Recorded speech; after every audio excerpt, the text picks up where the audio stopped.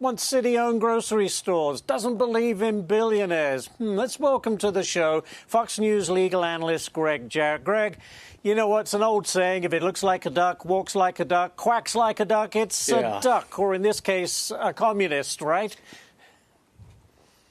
Yeah, I mean, actually, I think you're right. Mamdani's political and economic policies actually resemble Marxism as defined by Karl Marx in his book Communist Manifesto. Yet the candidate, misrepresents it deliberately as democratic socialism. Why? Because it sounds more benign, don't you know?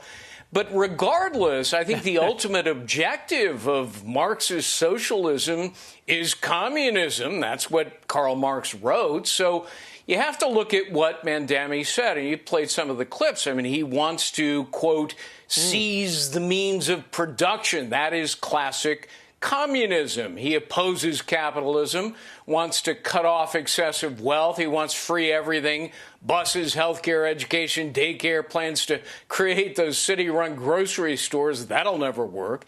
He equated the abolition of private property with his new concept of socialist housing. Now, all of these actually are collectivist ideas that Marx himself called communism. All of it is naive, it's destructive, it's unaffordable. Whether you call it socialism or communism, it's not going to work. It never does because it's economically destitute. Yeah, but why are so many people, according to the polls,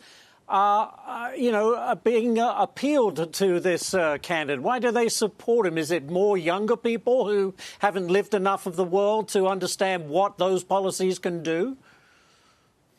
Yeah, there are people who were born after Margaret Thatcher who identified the folly of socialism when she said you eventually run out of other people's money. And she was right. Yeah. Increasing taxes only works for a while till the money's gone or people get out of town. So, his incarnation of New York will inevitably collapse under its own financial weight. And the Treasury Secretary warned, we're not going to bail you out. I think the answer to your question, though, Ashley, is too many young people, which are Mamdani's legion of enthusiasts. They're politically and historically illiterate. They would flunk Econ 101. They do not comprehend that free markets create financial incentives for innovation and productivity. Yes. Socialist control does the opposite. Stagnation, inefficiency. It reduces economic growth and it kills the human spirit, Ashley.